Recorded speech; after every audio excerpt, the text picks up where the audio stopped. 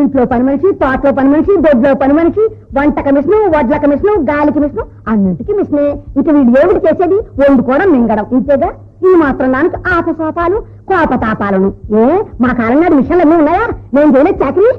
అత్తయ్య గారు ఏమే అత్తయ్య గారు దుప్పయ్య గారు అనుకుంటూ దొంగల దారిలో కుక్కలు జరిగినట్టు ఇప్పుడు లేచొస్తున్నావా? వాళ్ళు నీకంటే ముందే లేచారే. కాఫీ పలహారం తయారు చేసుకొస్తే ఇదిగో తగిన మన ప్రతి విషయంలో మీరు తాగొస్తాను. నాకు ఒళ్ళు మండిపోతుంది.